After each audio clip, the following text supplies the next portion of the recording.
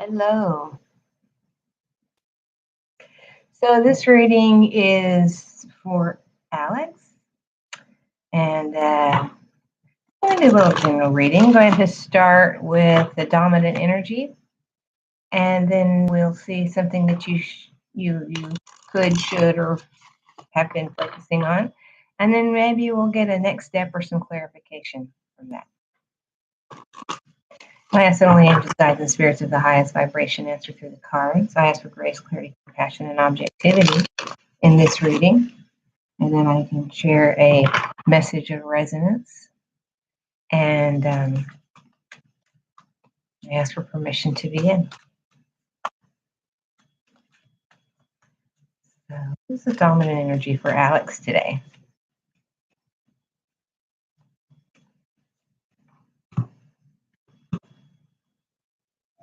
Forgiveness.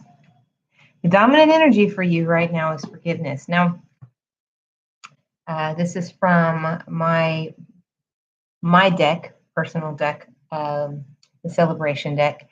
So the dominant energy is forgiveness. And when we get forgiveness in the dominant energy, this is very often where you kind of need to forgive yourself in addition to forgiving other people. And we hear a lot, people say, well, I forgive, but I never forget. And I'm here to tell you that very often, dare I say always, that if you have not forgotten, you have not forgiven. That doesn't necessarily mean that you've forgotten the lesson that an obstacle, a trial, or a difficult time taught you, or even a wonderful time, because we get lessons all the time. We can learn from good examples as easily as we can learn from difficult ones. But when it comes in the dominant position like this, and it's very powerful, and it's easier to forgive other people. It's sometimes it's not easy, but it's easier to forgive someone else than it is for us to forgive ourselves. And we very often don't even see what it is we need to forgive ourselves for. So with this in the dominant energy, the suggestion is you're being highly encouraged to be kinder to yourself, be gentler to yourself. Recognize that if you were the same person you used to be, then we would be having a different discussion. But you are not. You are not who you were last week, last month, last year. You are not who you were when you were a child. You were, if there's been sadness, mistreatment, trauma, anything like that, know that it wasn't your fault. And please recognize that other people's choices and behaviors are a reflection of them. They are not a reflection of you.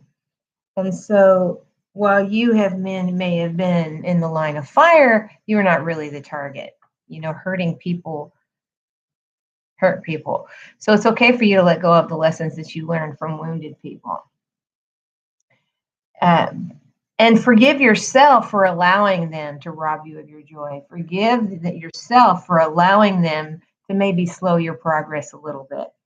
Forgive yourself for not seeing the truth, not following your intuition. There's so many things that we can do to hold ourselves back.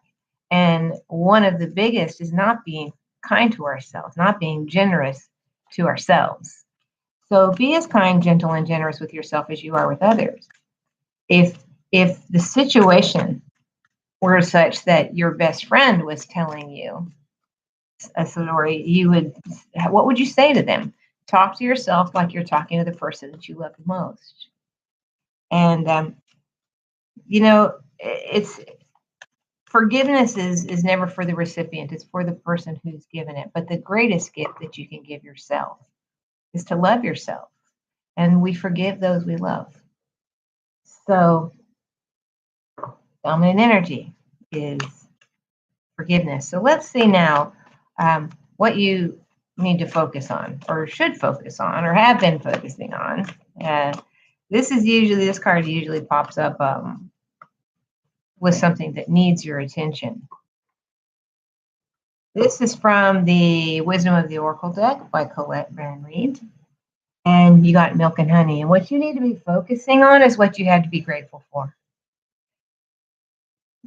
Be grateful for the abundance that's already in your life. I will tell you, I say this in almost every reading, that the universe responds much quicker to joy. And we're not always happy. But even in sadness and in trauma and in frustration, we can still be joyful.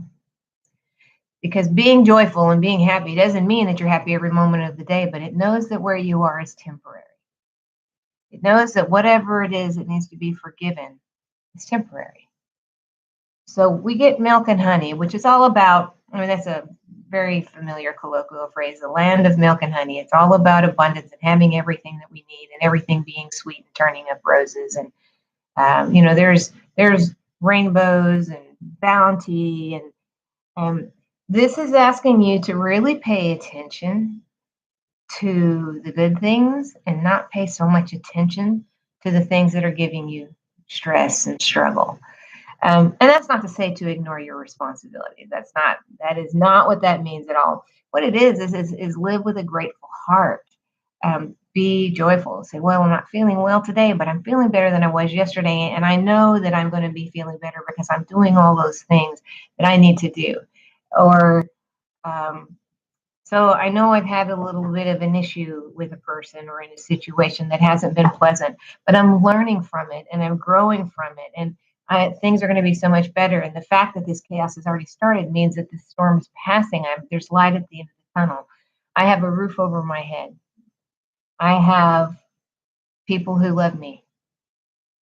I have a dog who's very happy to see me as soon as I come back from taking out the trash. Whatever it is, we all have things to be grateful for. When Oprah Winfrey first started talking about her gratitude journal, she said, you start every day writing down just 5 things. And very often it starts with a list of 5. And then shortly, the more you do that, the more you focus on that, you end up writing pages and pages and pages rather than, I woke up today, I'm breathing today, I slept in a soft bed last night, I didn't have any nightmares, whatever, what are those things? Breathing and waking up can count as 2. So in your what to focus on, you got the penultimate card of abundance and bounty. You're being asked to look around and focus on what you have. Now, we live in a society that teaches us to be very goal-oriented, very, very goal-driven and ambitious and constantly reaching for more. And I'm not suggesting that we shouldn't be goal-oriented. If you don't know where you're going, you ain't never going to get there. So what I am suggesting is the way the law of attraction works, the way the law of manifestation works. If we are really hyper-focused on a goal, we are actually focused on what we have not yet achieved. We're focusing on what we lack. We are living in a spirit of lack. Well, what we focus on is what we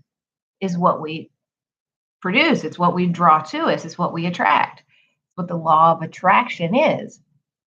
So you're being asked to be in the moment. It's great to have goals. It's great to have drive and ambition.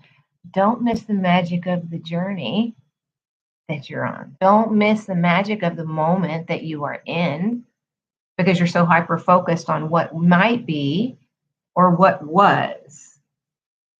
Because there's abundance all around you. There are people to be met. There are experiences to be had. There is music to be danced to. There are new foods to try. There's so many things. You're not where you want to be, but you're not where you were. You're being asked not to spend so much time focused on the future, on what may or may not ever happen. You're creating the future right now. So that's where your focus needs to be. And don't spend so much time looking back either. You did the best you could then. You are a different person now. If you were in the exact same situations with the exact same people, you'd respond differently.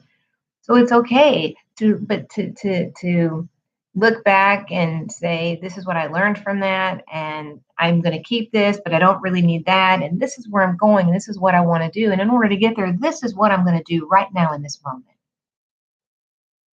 So that's such a beautiful message because it gives you permission to be happy in the moment that you're in. There's absolutely nothing preventing you from feeling joy. And I'll say it again, the universe responds much quicker to joy. So even if you're in a stressful spot, say you've just started a new job, or you're looking for a new job, or you're just finishing school, you're thinking about going back to school, or you're looking for a new relationship, or you've been in a relationship, or it's time for that relationship to take the next step. I mean, it doesn't really matter what it is. The moment that you're in is the only one that matters right now, especially if you're working on your goals. And that's not what we're taught. Look, I'm blowing you a kiss. We're not taught that. We're taught to be very, very focused on where we're going. But doesn't it make more sense to be focused on how we're going to get there? And by the way, when we're thinking about things, when we're trying to manifest things, our job is to know what we want, to know why we want it, how is it going to contribute. The how it's going to happen is not our job. The how is Spirit's job. You are in this life in creation with Spirit. And Spirit wants nothing more than for you to find your peace, to find your joy, and to give you what you ask for. And by the way, what you want in your life is not only attainable, but you deserve it. You have to ask for it. So let's see. What's something you can do with the next step for you? Go with the flow. This deck, let's see who the author is. This is a fairly new deck for me. This is called the Divine Energy Oracle. And Sonia, I'm going to destroy this name. Can I just show you so I don't have to say it badly? It's a word I should probably know, her last name. But it's go with the flow, which goes perfectly with your pay attention to what's going on in your in the moment. Pay attention to all the abundance that you have at the moment. Don't be focused on what you don't have. Be focused on what you do have and go with the flow. Now, here's what's important about go with the flow. First of all, we're not forcing things. We're not trying to make things happen. We're not settling in order for something to happen in our own time. When we go with the flow, we're basically taking the path of least resistance at the moment.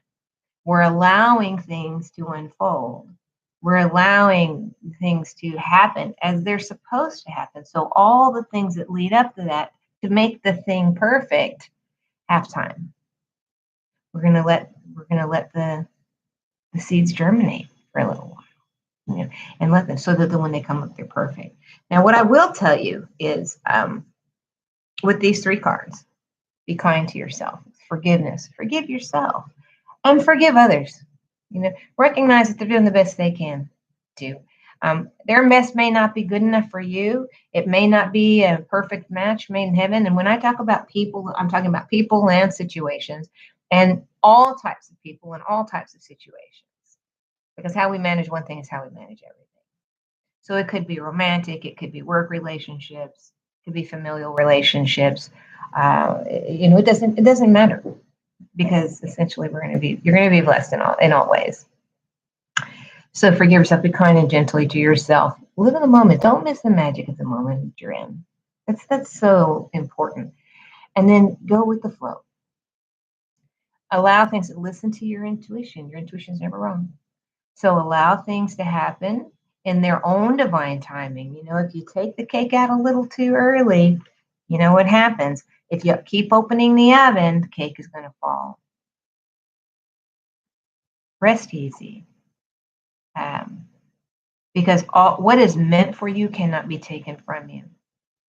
Now, I will say I'm compelled to ask you to give your thoughts some some muscle, to give them some power.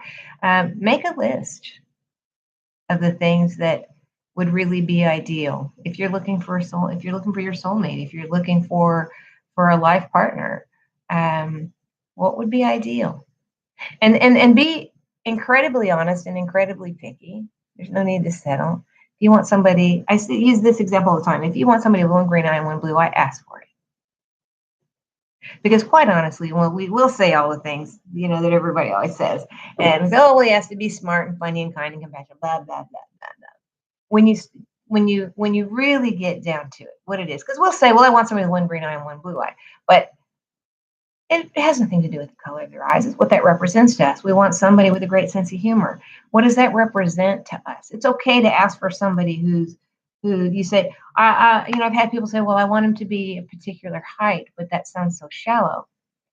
So then when we dissect that, we say, well, we want someone who's a particular height because we want somebody that fits. We need a snuggle buddy, right? So I want a snuggle buddy that I can, I want somebody I can wrap my arms around. I want somebody who makes me feel safe. I want somebody that I can spoon with and fit just right. There's all kinds of reasons. It has nothing to do with being shallow. It has to do with your idea of the ideal. And when you really put some thought to this, the truth comes out about what it is that you want. I want somebody that's funny. And well, maybe you want somebody that's funny because they're the life of the party. But really, what you want is you want somebody that's funny because it's somebody who has embraced a joyful life.